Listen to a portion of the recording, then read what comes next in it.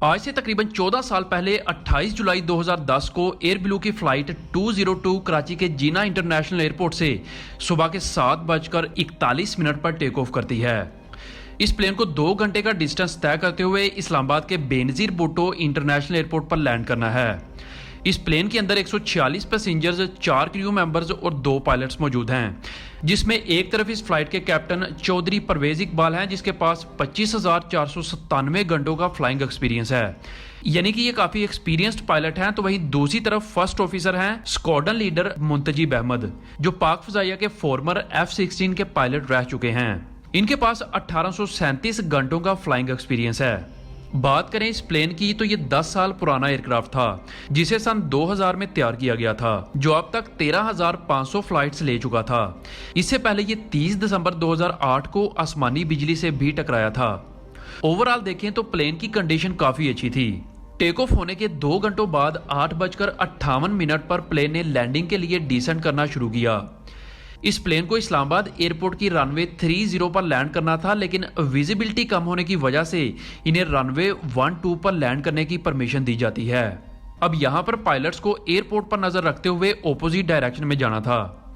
इस एयरपोर्ट के 8 किलोमीटर के रेडियस में एक प्रोटेक्शन जोन था, यानी कि पायलट्स को इस 8 किलोमीटर रेडियस के अंदर ही फ्लाई करना था। 9:40 पर दोनों पायलट्स को ये रियलाइज ही नहीं हुआ कि वो प्रोटेक्शन जोन से बाहर निकलकर मार्गला हिल्स की पहाड़ियों की तरफ बढ़ रहे हैं। इसी दौरान कॉकपिट के अंदर ट्रेन अहेड का अलार्म बजने लगता है।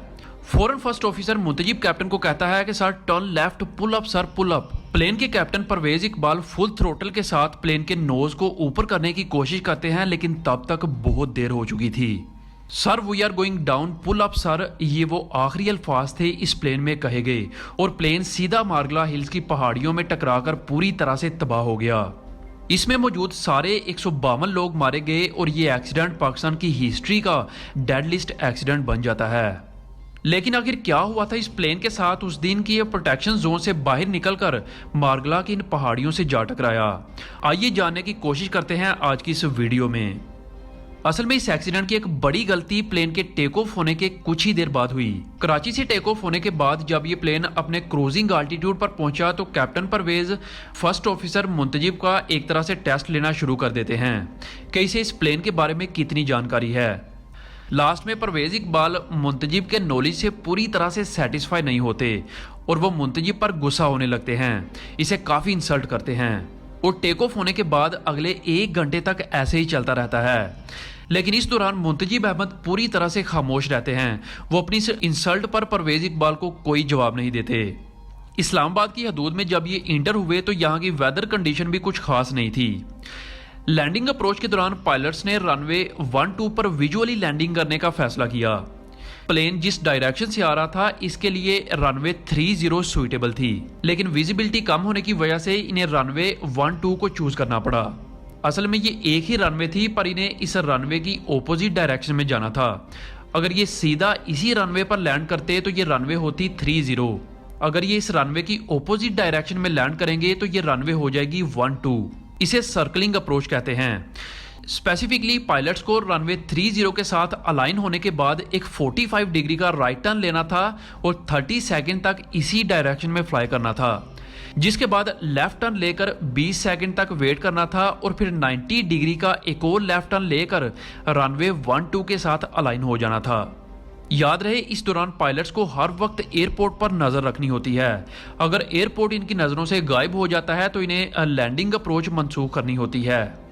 इस सर्कलिंग अप्रोच में मिनिमम अल्टीट्यूड 2500 फीट होना चाहिए। वैसे तो ये लैंडिंग काफी डिफिकल्ट है, लेकिन एक्सपर्ट्स पायलट्स इसे आसानी से कर सकते हैं। लेकिन किसी वजह से कैप्टन परवेज इकबाल इन रूल्स को फॉलो करना नहीं चाहते थे।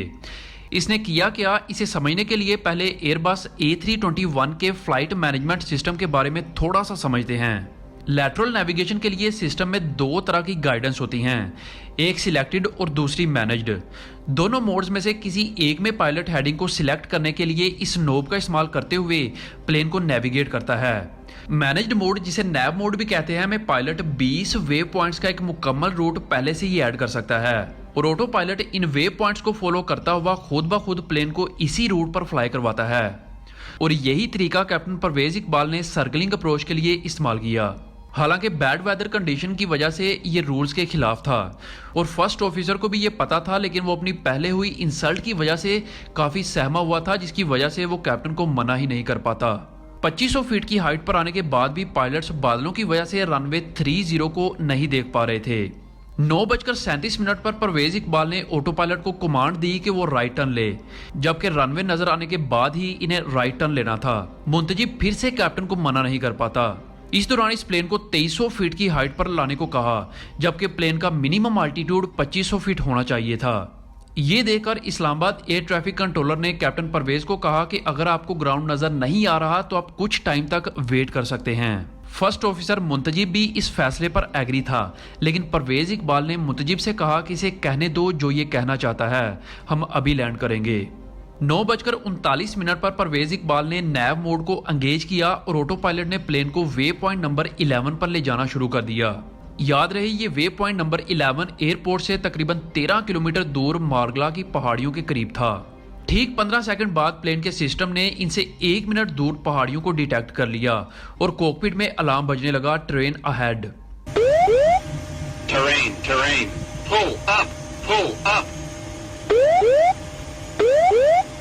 ये देखकर मुंतजिब परवेज इकबाल से कहता है कि सर आगे पहाड़ियां हैं सर, टर्न लेफ्ट। 10 सेकंड बाद कंट्रोलर ने प्लेन की लोकेशन को देखकर पायलट से पूछा कि क्या वो एयरपोर्ट को देख सकते हैं, और दोनों पायलट्स ने कंट्रोलर से झूठ बोलते हुए कहा कि वो एयरपोर्ट पर नजर रखे हुए हैं। इसके बाद मुंतजिब कैप्टन से फिर कहता है कि sir train ahead is coming, और फाइनली परवेज इकबाल ने लेफ्ट टर्न लेने का डिसाइड किया। और यहाँ कैप्टन से सबसे बड़ी गलती होती है, वो हेडिंग मोड को ऑन करता है, लेकिन वो भूल गया था कि वो अभी भी नैव मोड में उड़ रहे हैं।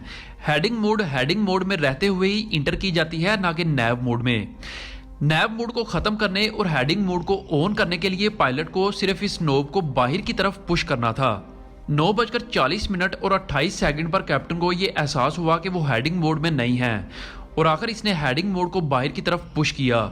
लेकिन पायलट ने प्लेन को पहले लेफ्ट मोड़ने की कई कोशिशों में नोब को इतना मोड़ दिया था कि हेडिंग मोड ऑन होते ही नोब राइट की तरफ मुड़ गई। इसलिए ऑटो पायलट ने प्लेन को लेफ्ट मोड़ने की बजाय राइट मोड़ना शुरू कर दिया, मारगला की पहाड़ियों की तरफ। कुछ सेकंड्स में ट्रेन अहेड की वार्निंग तेजी से आने लगी। फौरन मुंतजिब कहता है sir turn left, pull up sir, pull up. Captain ने प्लेन को फुल ऊपर की तरफ करने की कोशिश की, लेकिन इस दौरान प्लेन ने राइट की तरफ मुड़ना जारी रखा। प्लेन लेफ्ट की तरफ क्यों नहीं मुड़ रहा, परवेज इकबाल ने हैरत से कहा। फौरन इसने ऑटो पायलट को डिसएंगेज किया और प्लेन का कंट्रोल अपने हाथ में लिया। इसने साइड स्टिक का इस्तेमाल करते हुए प्लेन को 52 डिग्री लेफ्ट की तरफ घुमाया, लेकिन अब तक बहुत देर हो चुकी थी। Sir we are going down, ये आखिरी अल्फाज कहते ही एयर ब्लू फ्लाइट 202 मारगला की पहाड़ियों में जा टकराई और इसमें मौजूद सारे लोग मारे गए।